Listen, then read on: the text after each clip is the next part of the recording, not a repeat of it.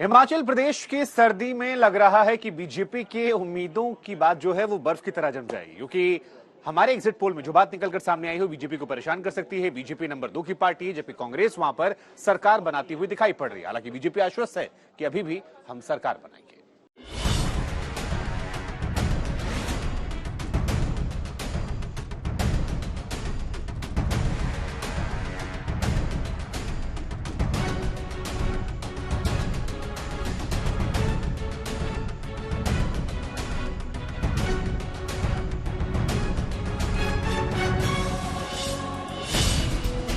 पहाड़ी राज्य हिमाचल प्रदेश में विधानसभा चुनाव के बाद सबसे बड़ा सवाल ये था कि क्या इस बार सूबे का सियासी मिजाज बदलेगा?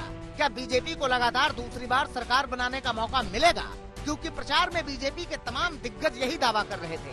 प्रदेश में फिर से डबल इंजन सरकार बनने की बात कह रहे थे। लेकिन इंडिया टुडे एक्सेस माई इंडिया के एग्जिट पोल में जो आंकड़े सामने आए हैं वो हिमाचल प्रदेश में बीजेपी और कांग्रेस के बीच कांटे की टक्कर बता रहे हैं। प्रदेश में 5 साल में सत्ता परिवर्तन वाला रिवाज बने रहने के संकेत दिखा रहे हैं। 68 विधानसभा सीटों वाले हिमाचल प्रदेश में 16,758 लोगों के बीच सर्वे किया गया। चुनावी सर्वे के मुताबिक बीजेपी को 42% वोट मिलने का अनुमान है, जबकि कांग्रेस को बीजेपी से 2% ज्यादा यानी 44% वोट मिलने की उम्मीद है। अगर वोट प्रतिशत के इन आंकड़ों को सीटों में तब्दील किया जाए तो सर्वे के मुताबिक हिमाचल प्रदेश में बीजेपी को 24 से 34 सीटें मिल सकती हैं, जबकि कांग्रेस को 30 से 40 सीटें मिलने का अनुमान है। हालांकि एग्जिट पोल के इन आंकड़ों के बाद अभी सीएम जयराम ठाकुर खुलकर कुछ नहीं बोल रहे हैं। ये आकलन है और मैं इसमें देख रहा था कि जो सैंपल साइज भी मैं देख रहा था कि वो बहुत ज्यादा नहीं है। मैं किसी टिप्पणी पर जाना नहीं चाह रहा हूं। इसमें आकलन है। परिणाम 8 तारीख को आएगा और जब परिणाम होगा तो सरकार भाजपा की होगी, निश्चित रूप से होगी। हिमाचल प्रदेश में हमारी अपनी असेसमेंट भी, जो इंटरनल असेसमेंट है, उसमें भी एक बात आ रही है कि भारतीय जनता पार्टी हिमाचल प्रदेश में सरकार बनाएगी। बीजेपी नेता 8 दिसंबर को विधानसभा चुनाव के नतीजे आने की बात कह रहे हैं।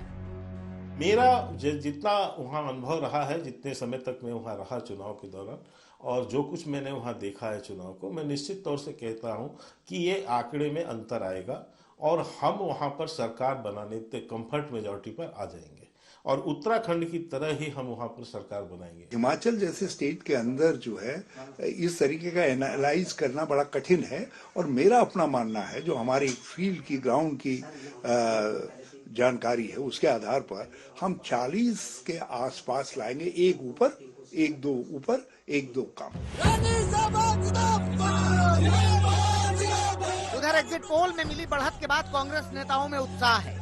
कांग्रेस नेताओं को हिमाचल में बड़ी जीत का विश्वास है और कांग्रेस इस विश्वास की वजह स्थानीय मुद्दों को बता रही है। हिमाचल में ओपीएस, बेरोजगारी जैसे मुद्दों को बीजेपी के पिछड़ने की वजह बता रही है।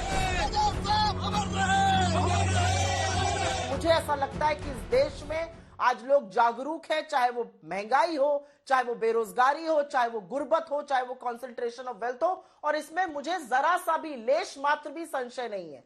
मेरा अपना मानना यह है कि चुनाव बहुत सारे पैरामीटर्स पर लड़े जाते हैं, लोकल मुद्दों पर लड़े जाते हैं। मैं खुश हूं कि हिमाचल में जीत लोकल मुद्दों की हुई है, हिमाचल में जीत असल मुद्दों की होगी और मैं बार बार कहूंगी, जीत का फासला बहुत बड़ा होगा।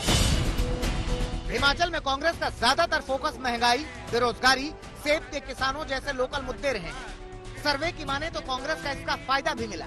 एक बड़ी बात यह भी है कि कुछ समुदायों ने कांग्रेस को बड़ा समर्थन किया, जिसका असर इन आंकड़ों पर भी दिखाई दे रहा है।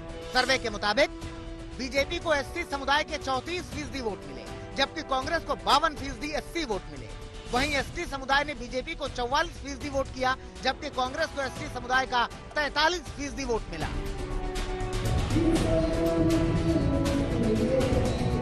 हिमाचल प्रदेश में भले ही राहुल गांधी एक भी दिन प्रचार के लिए नहीं पहुंचे, लेकिन प्रियंका गांधी ने यहां प्रचार की कमान संभाली थी। लिहाजा कांग्रेसी नेता सर्वे सामने आने के बाद इस बढ़त का श्रेय प्रियंका गांधी को भी दे रहे हैं। हिमाचल में कांग्रेस की सरकार बनने की बात कह रहे हैं। तालियां बजाइए आप लोग, तालियां जोर से।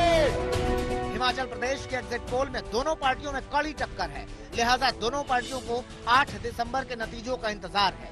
नतीजों से साफ होगा कि हिमाचल में रिवाज बदला या बीजेपी का राज बदला।